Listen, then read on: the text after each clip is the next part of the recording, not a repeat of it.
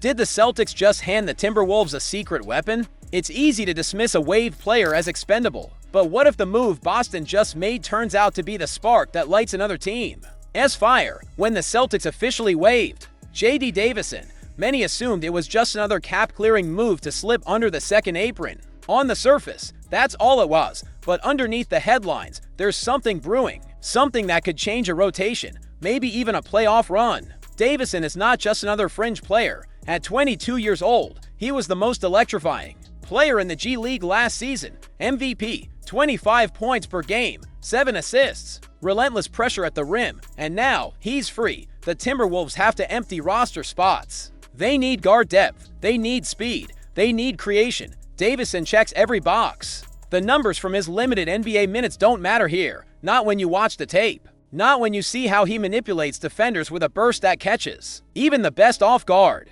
Not when you consider how rare it is to find a young player with this blend of speed and control. So why did Boston let him go? Here's where things get complicated. The Celtics are not in the business of developing young guards right now. They are chasing banners. And in a championship window that demands certainty, not potential, Davison's path was blocked by a stacked backcourt. There were no minutes left to steal, no room to grow without bumping into all-stars. But Minnesota, they are walking a tightrope, trying to win now while also building their next generation. J.D. Davison fits that blueprint like a glove. Rob Dillingham is explosive, but raw. Mike Conley is the leader, but aging. Davison doesn't need to play 20 minutes a night. He just needs the promise of development, and the Wolves can offer it. Think about it. What if Minnesota sees Davison not just as depth, but as a future rotation lock? What if they grab him for next to nothing, stash him, polish the edges, and unleash him next season once Conley steps aside? It's the kind of long play that only looks brilliant after it works.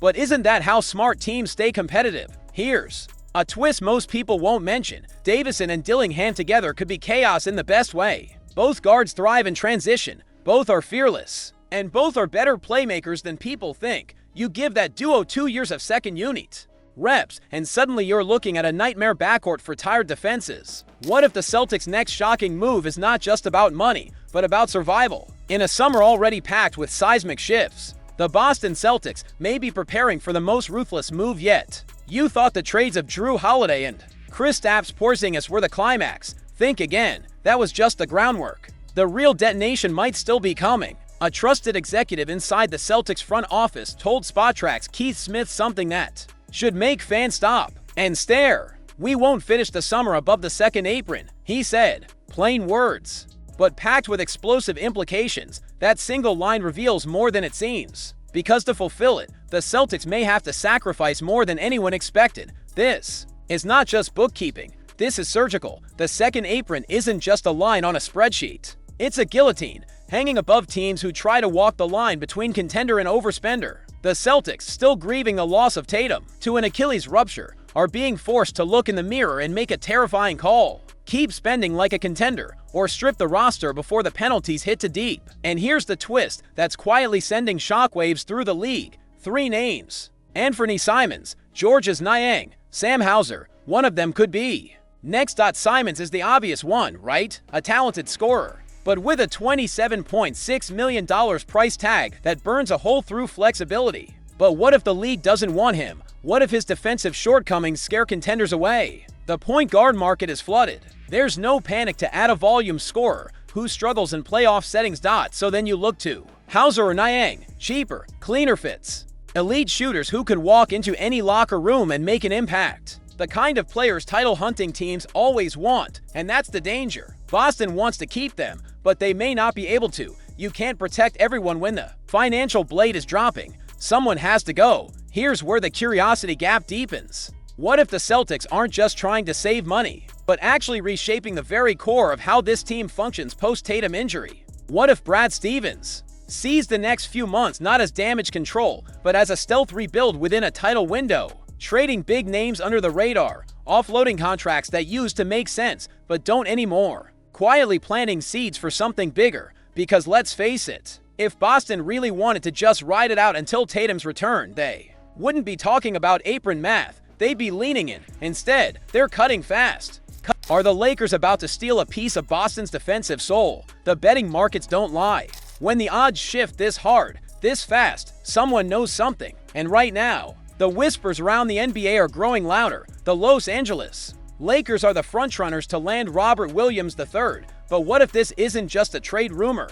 What if it's the first domino in a larger plan? A move that could reignite something unexpected for the Boston Celtics. At plus 185, the Lakers now lead the odds to acquire Williams. They've leapfrogged Golden State, Milwaukee, and yes, even Boston itself. But here's what makes this moment different. The Celtics are watching, quietly, strategically. And while the Lakers appear to be leading the charge, it's what Boston doesn't say that matters more than the headlines do. Let's pause here. Why would the Lakers, already overloaded with name value, target Robert Williams now? Because he's something they've been missing for years. Not just rim protection, identity, fire, unselfishness. Williams doesn't just block shots, he alters entire schemes. He doesn't put up huge box score stats, but his presence warps how offenses move. With LeBron and Luka Doncic focused on creating chaos on the perimeter, Williams would be the firewall, a roaming shadow under the basket, a disruptor that makes every drive a risk. And yet,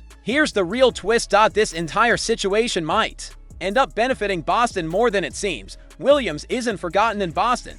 Far from it. He's a symbol, a reminder of a time when defense defined the Celtics. His years with Tatum and Brown weren't just about development. They were about establishing culture, about building a wall on defense that opponents feared. And now, with the front court in transition and Porzingis gone, Horford nearing the end, and the roster under fiscal pressure, the idea of a reunion isn't far-fetched. It's emotional, tactical, powerful. So why let the Lakers have him unless the Celtics have something else in mind? Let's dig deeper. The Lakers are likely preparing a package involving Kleber and Necht. Solid names, but hardly untouchable. If Boston wanted to jump into the fray, they could, easily. But what if Brad Stevens is waiting for the right leverage point? Where Portland gets desperate, where the price drops, where a three-team structure opens a path. What if he's prepared to strike just when the Lakers think they've won?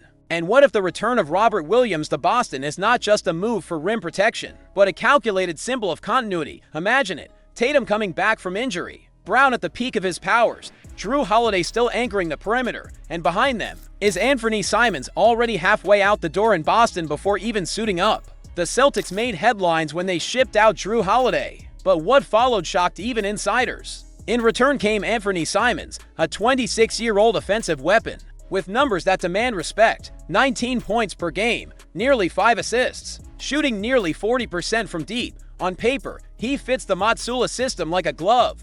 But beneath the surface, something doesn't add up, because if you listen closely, a different narrative is gaining steam. A quiet but growing belief that Simons won't even make it to opening night in a Celtics uniform. Why? Because Brad Stevens is not just playing chess, he's playing high-stakes, salary cap survival chess. The Celtics are still $331,950 over the dreaded second apron. That number may sound small, but the consequences are anything but. And in a new NBA economy where financial penalties can cripple flexibility for years, the Celtics are walking a tightrope with zero margin for error. Simons is owed $27.6 million this year. That number isn't just inconvenient, it's a flashing red target, according to Brian Windhorst. Boston has already begun shopping Simons aggressively, but this isn't a panic move. This is precision. It's about timing. Stevens knows something fans don't. The return for Simons doesn't need to be splashy, it needs to be strategic. Offloading him could create a ripple effect that allows Boston to reset the cap, keep key depth pieces, and maintain long-term agility right when Tatum is expected to make his full return. And here's where the story gets truly wild. What if Simons was never meant to stay? What if Boston brought him in not as a key piece, but as a cap tool? A player who could plug a temporary hole in Tatum's absence, then be flipped for a younger piece. A role player, or even a trade exception that could turn into something massive next season. Fans saw a scoring guard arrive and assumed he was the answer, but what if he was the bait? A few teams around the league still believe in Simons' upside as a lead scorer. Some rebuilding teams are searching for offensive juice, and some contenders would love a microwave scorer off the bench. Boston knows this, and Stevens may be ready to strike the moment the return fits the larger puzzle. Yes, Simons helps you score right now, but the bigger win is avoiding the repeat apron penalty, the frozen picks, the long